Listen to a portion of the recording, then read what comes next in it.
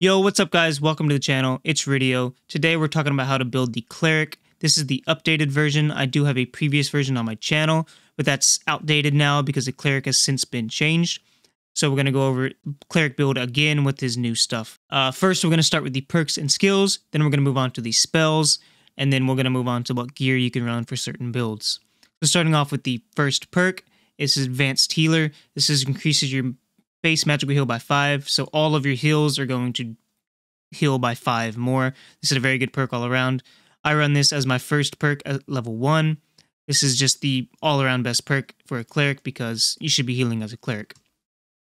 Then there's Blunt Weapon Mastery. I do not run this myself because I do not really fight in PvP near as much as I would, because I'm usually just healing and these other perks are better for that. If you want, you can run this, but it's 5% is really not that much in the first place. I don't think it's worth it. Brewmaster, this is a good perk. You could run this as probably your 4th perk or something if you just want to drink some ale and then run into the fight with a lot of strength, because you can just go to the Tavern Master, you can buy ale, and you won't receive the drunk effects of the ale, but you will still gain the additional 11 strength, which is going to put your strength up to about 24 or 25. Which is a lot because the Barbarian, I think base strength is like 30. You're going to be hitting almost as hard as a Barbarian, which is pretty damn good. But it doesn't last the full 15 seconds of the alcohol. It lasts about 11 or 12 seconds, which is still pretty good. You can run this, but in my opinion, it's not worth running for the build that I run. The second perk I always take, you can swap this out at level 1 if you want, if you would just want more heals for yourself. But this, you heal yourself for 15% of every heal that you send onto a teammate. This is just a good perk all around as well. These are the two main perks to run, because for Cleric, you should be focused on heals. But if you have another build you want to run, go ahead. But this is the best build, in my opinion. Perseverance is another perk I run. This just reduces all your incoming damage by 3, which is very good in my opinion. This is really good, especially for tankier builds. But reducing all incoming damage by 3 is pretty damn good. I just like to run this so I can stay alive more, because if I'm not alive, then my teammates don't get heals. Protection from Evil is the next perk. This is usually the 4 perks I run. The duration of all harmful effects are reduced by 50%. This is really good. I used to sleep on this perk, but now I don't, because think about it, if like, for example, you're fighting a team and they have a rogue on their team. The rogue most likely is going to try to take out the cleric first so that the team doesn't have heals. And if you're getting focused by a rogue, that's going to be the one character you cannot run from. And most rogues are going to run the poison and the bleed. That's 2 stacked effects on top of you. This is going to reduce both of those effects by 50%. That's huge in my opinion. And we're not even getting into all the other harmful effects that are in the game. This is a very good perk. Run it. Run this build if you want to run the same as I do for staying alive and keeping your teammates alive. This is my personal favorite build. Requiem is the next perk. This is the only perk I would say to never run. There's really no reason to run it. It's not that great. The Resurrection, you're not going to run much because it costs a lot and you can only get 1 heal out of it. This perk really doesn't add enough to anything. It's just not better than the other perks in any way, shape, or form. If you want to run it and you're running Resurrection, go ahead, but I think it's a waste. Undead Slaying is a perk you can run as well for your 4th perk. That's just if you want to clear PvE faster, but it's really, I mean, it's not that great compared to the other perks. It is good, but I don't run it personally because I run Holy Purification, which is by itself a plenty good perk for clearing PvE. It's probably the best PvE clearing perk in the game itself. I can't stop using this perk. I did try Smite. Smite is the other perk you can run for sure. You just gain 10 magical damage for 7 seconds. It's good if you want to be in the fights and PvP and stuff, but me personally, me and my teammates just want to clear mobs as fast as we can and take as least damage as we can from mobs so we can save our heals for PvP fights. This, I would always run. It's just, I've tried these other skills. They're just not as good in my opinion, but you can run whatever you want, of course. Judgment, it's really, I personally don't like this perk or this skill. I don't know if you've tried it. I've tried it. I don't like it. Run it if you want it, but I don't care about it. Spell Memory 2, you will literally never run, of course. Spell Memory 1, you will always run. Moving on to the spells. This is the setup I always run when I have normal spell capacity, which is 12. 12 is the max normal spell capacity, and these are the 3 perks I would say to run. The only one you would want to change out, you could change out this for Bless, but I personally use Protection because the shield, I'm just trying to keep my teammates alive. This helps to keep my teammates alive more. But Bless is always a good perk too. Run what you want here. But these two perks are interchangeable. I mean, not interchangeable ever, sorry. Sanctuary is the new perk for the Cleric, or the new spell for the Cleric. I don't know why I keep saying perk. But it is the brand new spell for the Cleric, and this spell it's amazing. I would never not run this perk just because of how good it is. It's already gotten nerfed, but even after the nerf, it's still a very good spell.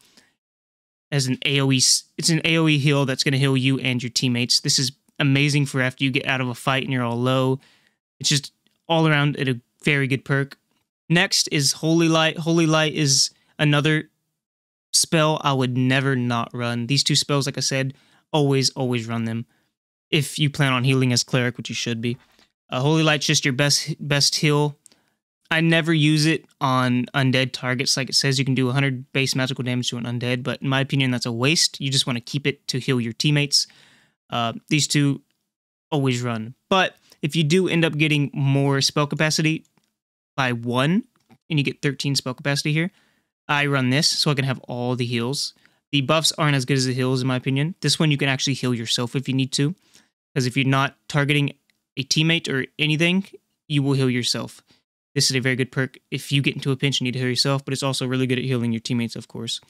So once you get 13 spell capacity, I recommend running this, but of course it's up to you.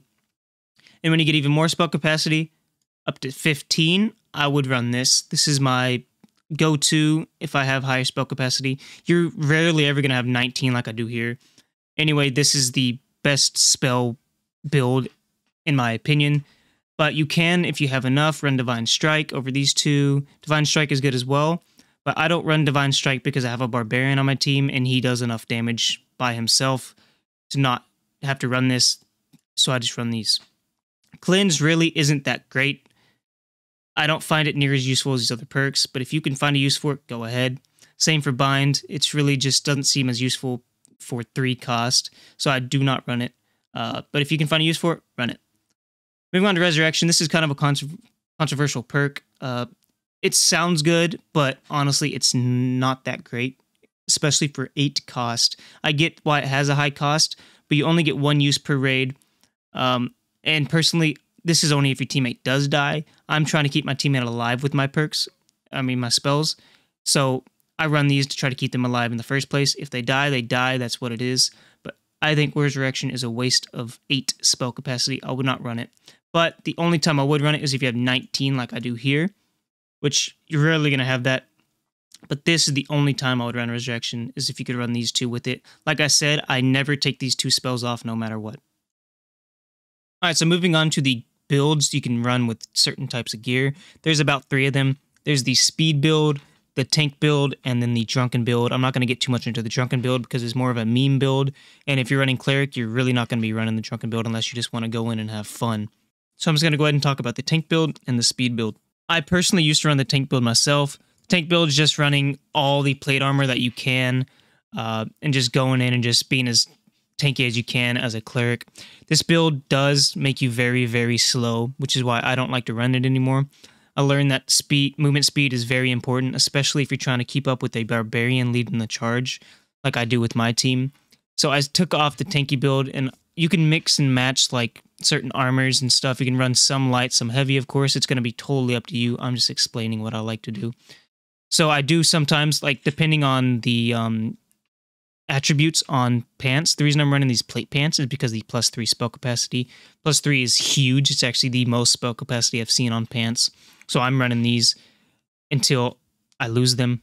So running certain gear is going to be based off your attributes as well. But me personally, I try to stay as light as I can, but still have some armor. So I like to run some light with a little bit of heavy, and then I keep my spellbook out for that extra movement speed. You should not be running Magical Staff as a Cleric. You should only ever be running Spellbook. There's really no reason to use Magical Staff. It slows you down more, and it's just longer, and I believe the spell casting speed is slower as well.